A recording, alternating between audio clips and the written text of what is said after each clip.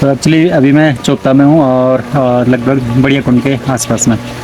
तो मेरे साथ हैं इस क्षेत्र के जाने माने पर्यावरणविद एक्सपर्ट संजय, या इनकी वैसे तो शिक्षा भी काफ़ी उच्च हुई है सर की। सर नमस्कार, प्रणाम। नमस्कार। हाँ, अब ये खुद देंगे अपना परिचय, अब इनसे चलिए जान लेते हैं। मेरा नाम डॉक्टर कैलाश पुष्पान है और मैंने पीएचडी किया है बॉटनी से, और मैं फॉरेस्ट रिसर्च इंस्टीट्यूट देहरादून में स्कॉलर भी रहा हूँ। और हम लोग टूरिज्म पे भी काम करते हैं, एनवायरनमेंट पे काम करते हैं, सोशल अपलिफ्टमेंट पे काम करते हैं और वुमेन एम्पावरमेंट पे काम करते हैं। और गांव की अगर बात की जाए तो हम लोग अभी गांव में ही रहते हैं और युवाओं को कहेंगे कि आओ कभी कभी अपने गांव की ओर भी आए। मेरे पास एक छोटा सा होम स्टे हेरिटेज होम है जो लगभग 100 साल के करीब पुराना है। उसको हमने थोड़ा सा रिनोवेट किया है और वहाँ पे बहुत सारे देश विदेश के पर्यटक आते हैं।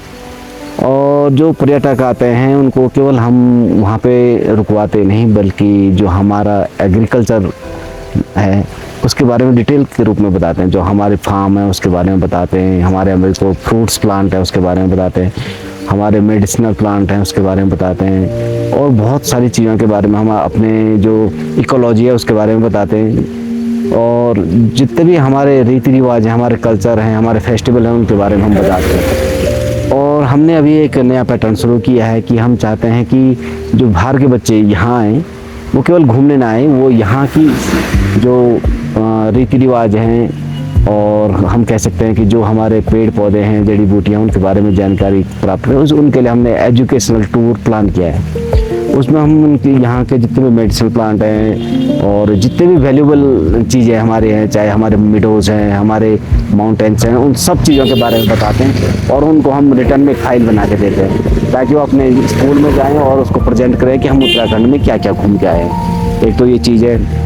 दूसरी चीज़ ये है कि हम ये चाहते हैं कि जो चोपता वैली है, तुंगनाथ वैली है, चाहे मधमेश्वर वैली, चाहे केदारनाथ वैली है, इसमें हम लोगों को सबसे ज़रूरी है कि आज हमको पर्यावरण को बचाना है।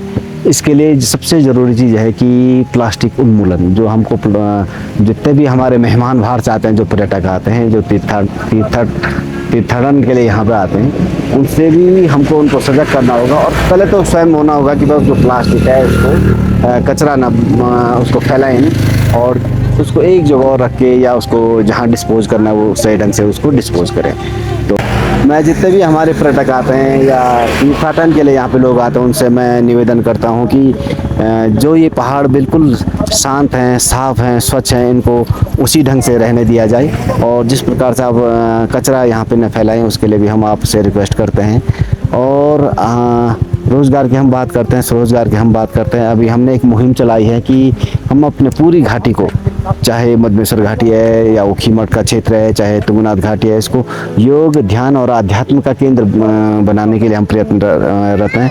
और हम गांव-गांव जाकर युवाओं को योग की ट्रेनिंग दे रहे हैं ताकि आने वाले समय में जो हमारे पर्यटक आए वो यहाँ से एक और मैसेज लेके जाएं कि ये ऋषि मुनियों की धरती है और ऋषि मुनियों की धरती से हम योग सीख के जाएंगे और कुछ न कुछ यहाँ से अपने जीवन में उसको आत्मसात करेंगे और अपना जीवन स्वस्थ बनाएंगे। तो हम गांव-गांव जाकर महिलाओं को और युवाओं को योग का प्रशिक्षण भी दे रहे हैं। ये हमारी प्लानिंग है कि और सरकार से भी निवेदन है कि इस क्षेत्र को, पूरे क्षेत्र को योग और मेडिटेशन का डेस्टिनेशन घोषित करें। और दूसरी चीज़ इसमें बहुत बड़ी बात है, क्योंकि अब बहुत सारे शिवालय ऐसे हैं, बहुत सारे मंदिर ऐसे हैं जो कि बहुत पौराणिक है, उनका महत्व भी बहुत विराट है, विशाल है और समृद्ध है।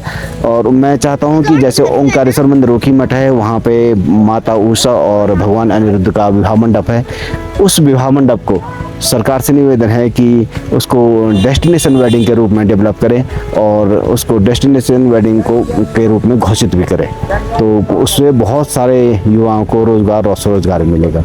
तो मेरा यही सब लोगों से निवेदन है, विशेषकर अपने क्षेत्र के युवा साथियों से जिनके हाथ में पूरे क्षेत्र की बागडोर है, कि आप लोग यहाँ पे जितने भी पर्यटक आते हैं उनसे स्वच्छ पहाड़ और सुंदर पहाड़ की कल्पना के साथ ही उनको अवगत कराएं।